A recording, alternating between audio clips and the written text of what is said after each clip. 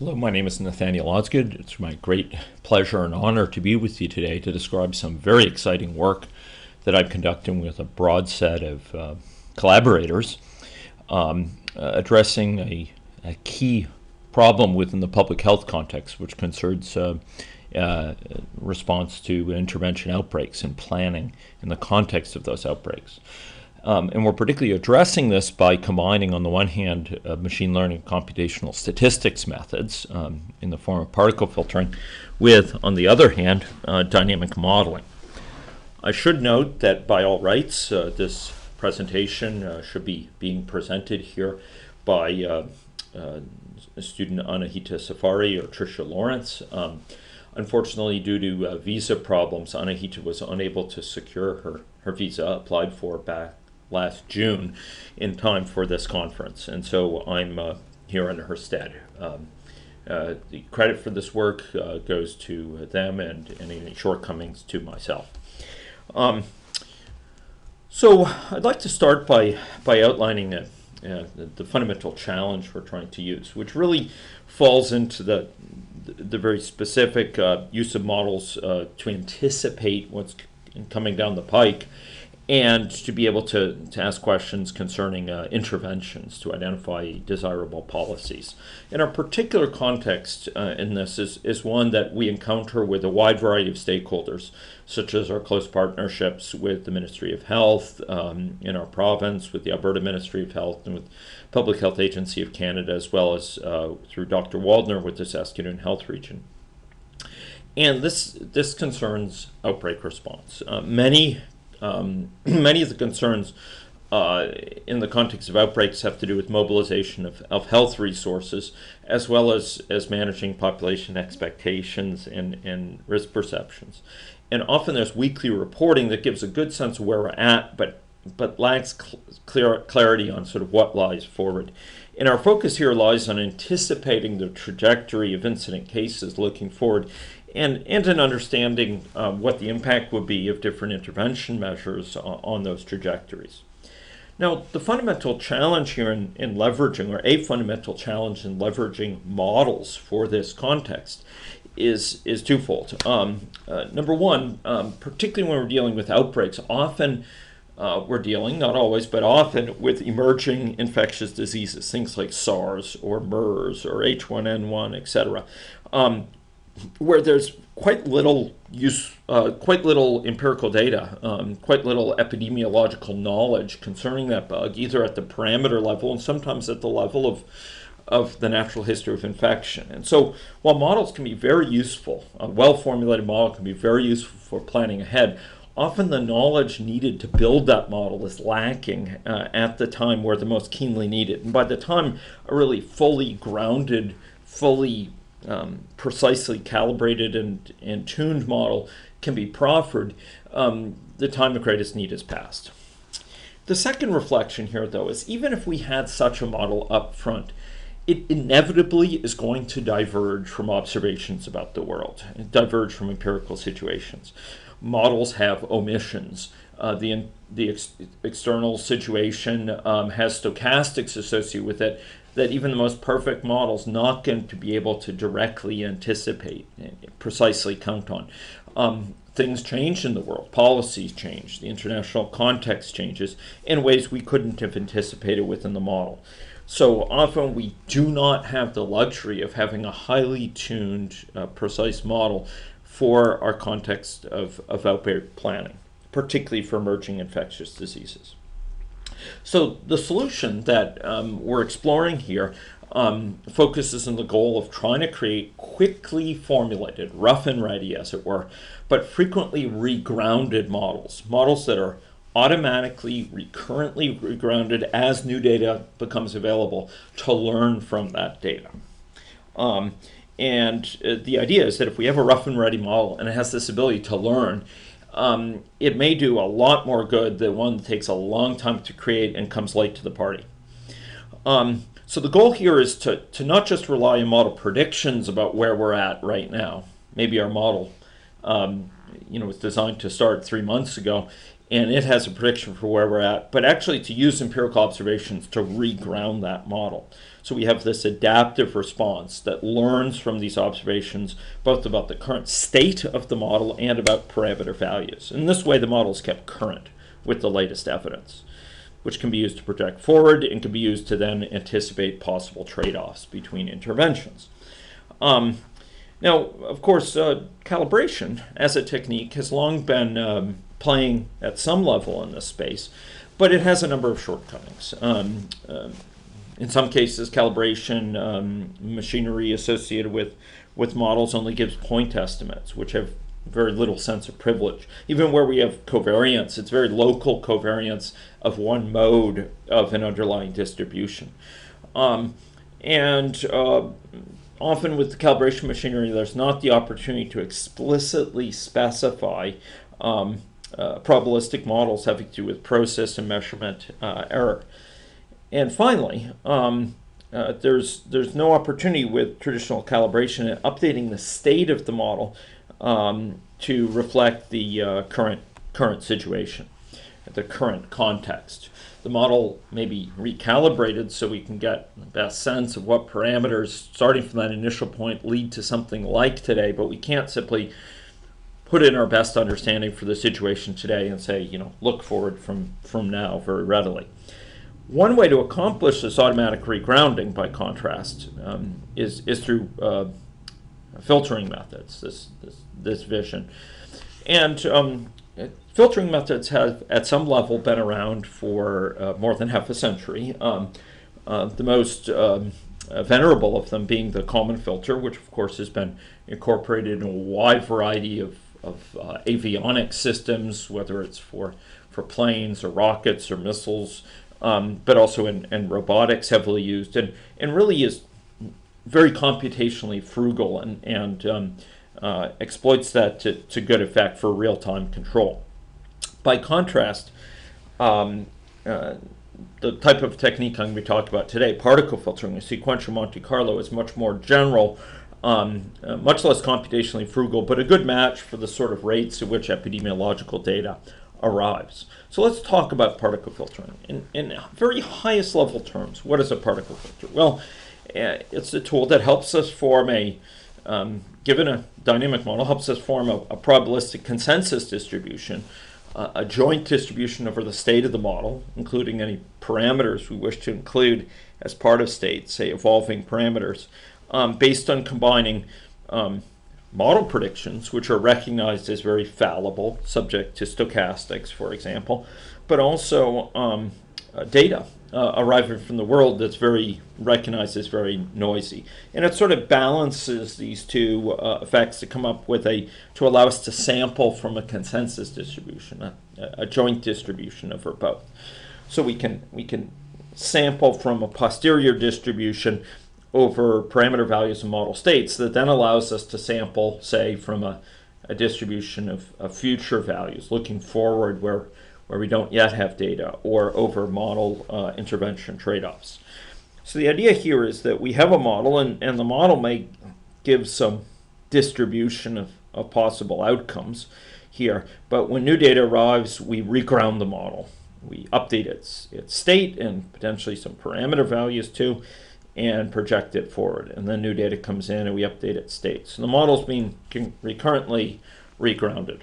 So how do these filtering processes work? Let's talk about Kalman filtering, which many of you may be aware of, and may be a point of reference, therefore.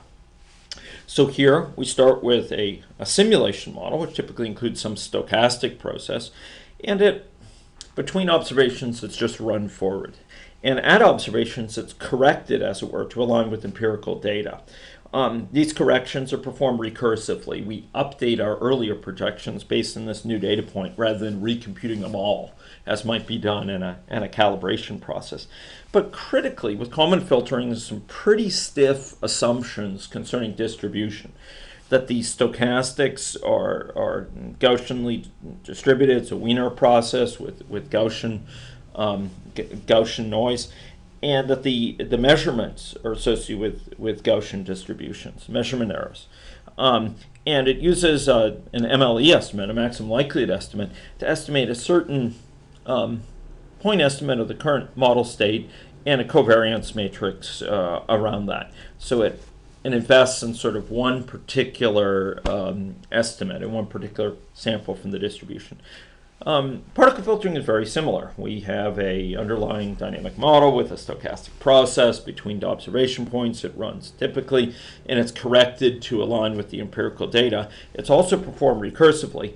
A big distribution, it has much, much less restrictive assumptions concerning the noise, concerning distributional assumptions, concerning process error.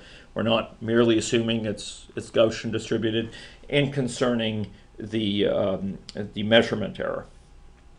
And here, particle filtering, far from hewing to just one MLE interpretation of what's most likely and assuming linearization. Instead, it can deal with nonlinear systems, and it samples from a distribution, a joint distribution of trajectories. There's a survival of the fittest, as it were, for different hypotheses, weeding out those hypotheses concerning model state and parameter values that are inconsistent with the data, and allowing those that are consistent with the observations to propagate. Now, how do we accomplish this? Well, the basic idea is drawn from importance sampling. With importance sampling, we have some proposal distribution. We draw from a proposal distribution, and then we weight each draw from that distribution, taking into account a ratio associated with the target distribution to proposal distribution, and then we draw from that. So here, in particle filtering, that initial sample for proposal distribution is represented by a particle, and that particle is associated with a weight. That particle is associated with a weight representing its sort of fitness and how well it matches the data. But each particle is further associated with a complete copy of model state. Here are the SEIRV and the contact rate. And there's a survival of the fittest going on. The particles are reproduced or perish according to whether they're highly consistent, whether they're inconsistent with the empirical observations. And typically there's a fixed number of particles achieved over the course of the study. So here our particles consist of all the values of the stocks plus a value for contacts per week. So let's talk about what goes on at more detail. So between observations, the model is simply run. The weights remain unchanged. We simply run this model forward to the next observation point. That is, we integrate the differential equations underlying this. So we simulate it in classic system dynamics fashion. Now, by contrast, at observations, this is where the real action occurs. Model estimates of states are corrected by empirical data. So we're transitioning here from a prior distribution to a posterior distribution. And the idea here is that we want to sample from the posterior distribution. In order to do that, we use these particles with their weights. In order to sample from the posterior, we have these particles with weights, and we sample from those particles according to weights, just like we do in importance sampling. Okay, so let's talk about what goes on when an observation comes in. So when a new data point comes in, we update the weights to reflect how well the particle matches that empirical data. And there's many ways of doing this. The one that we hew to here, that we've used for most of our work, is what's called a condensation algorithm. And this also dates back sometime to work in robotics by SEIRV. And basically here we update the weight. Given an observation, we update the weight for a given particle by multiplying it by the likelihood function that gives the likelihood of observing value y given the likelihood of observing the empirical data y given the state of that particle. So each particle has its own understanding of state. It's its own hypothesis about the current situation. We're assessing the likelihood of observing the empirical data given that state posited by the particle, and we're multiplying the weight accordingly. So if the likelihood is high, the weight will tend to be higher, the multiplied weight. And by contrast, if the weight, if the likelihood is very small, we're multiplying the weight by a small value, it will tend to become smaller. And following Dorigati in the MCMC area and a large amount of our other work, we're assuming that cases of incidence follow, and the likelihood distribution is characterized by negative, accords with negative binomial distribution, where R here is the dispersion parameter. And without going into this in detail, because time is running short, I show here a set of histograms drawn from a negative binomial distribution, which have the same underlying mean. That is, this mu is 1,000, but with different values of the dispersion parameter. And the key thing to notice is the dispersion parameter is successively doubled while retaining the same mean value. What happens is that the distribution becomes tighter and tighter. In our case, we used a dispersion parameter of 40. This was just one of several we examined, and in fact, between 40 and 100, for example, the differences seem very, very modest. With 40, we're actually handicapping, as it were, the particle filter. We're giving it less information on a per sample basis. Okay, so we update the weights given an observation, and then we go through a process just like important sampling is two phases. In the second phase of important sampling, we draw from the weighted samples with a probability of each according to its weight. Here we do the same. So we draw from the particles with a probability of getting each according to its weight. And that gives us a new updated set of particles. So particles with very low weights will be quite likely to disappear. Particles with high weights will be likely to be multiplied many times over and to then evolve independently. Now, having done this, if we take those particles at the end time, we can then draw from them and use them to, say, drive runs of the model going forward. Those are parameter values for the model. We could run the model forward by drawing from those samples, or we could ask about the trade-off between interventions, compare intervention A with intervention B in terms of some outcomes by drawing from those particle values. So having been able to draw from this posterior distribution by drawing from these particles according to their weight, there's a lot we can do to inform our understanding of what's likely to come, trade-off between policies, exactly the needs that our policy colleagues have in the midst of an outbreak. Okay, so our situation here, I don't have time to go into it in detail, but our situation here basically builds on previous work we had done. Last year, I stood here at WinterSim to talk about our work evaluating particle filtering against ground truth from an agent-based model.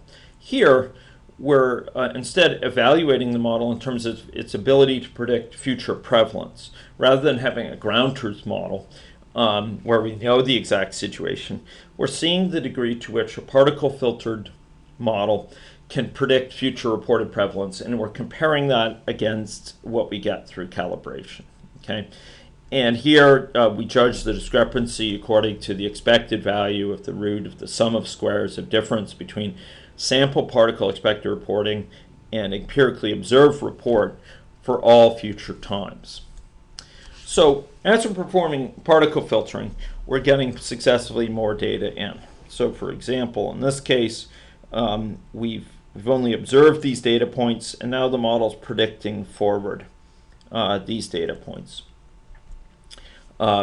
We've got these data points here, the model's predicting forward. These red markers indicate the empirical data, and you'll notice that the model's predictions, there's kind of a distribution of model predictions shown in blue here, and sometimes it's off from those empirical values. But the more information we get, generally the more savvy the model gets, both in terms of parameter values and in terms of model state, and the better it's able to capture some future trajectories in many cases.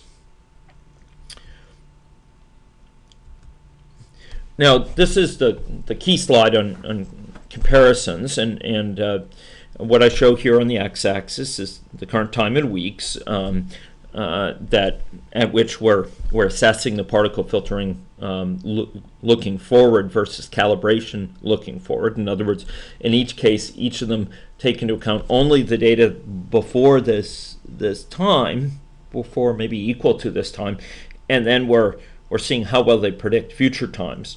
The y-axis here is logarithmic, and it has to do with the discrepancy. And you'll see consistently across all these time points that the calibration results yield much more discrepancy than the particle filter.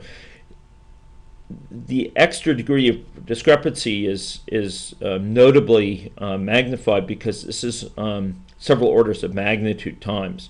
So we're getting far more discrepancy out of calibration, taking into account all the data to this point and looking forward, than we are particle filtering.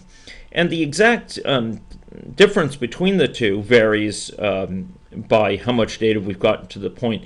But what's consistent is that particle filtering always performs much better, and sometimes orders of magnitude better, in terms of having less discrepancy. So it's reducing discrepancy metric by orders of magnitude here. And it's really consistently favorable across times. The second finding is that there are certain key parameters you really got to keep your eye on. And these include, in our case, the sampling rate, how frequently you're sampling, the dispersion parameter, which I showed you in those successive histograms, and a standard deviation for the random walk associated with a contact rate in this case.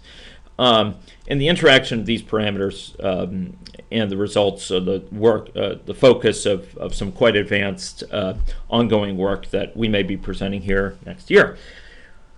We're also very interested in how generalizable the findings are, say about this random walk value, how generalizable that is to other epidemiological contexts. So a few conclusions here. Particle filtering is very well suited to work with many public health data streams and models. In the presence of a very simple model, particle filtering can perform well. Application of particle filtering is not a turn-the-crank operation. It does involve iteration and learning, figuring out what values of parameters are best. And research progress is required to improve software support for particle filtering, for agent-based modeling, and discrete event modeling. And I would highlight the work that was presented by my doctoral student, Kurt Kruger, who's here in the room, on applying particle filtering for agent-based modeling, which highlights the potential but also the needs within this area. Thank you very much. It's been my great honor to have you join this presentation. I hope you found it informative. Take care there.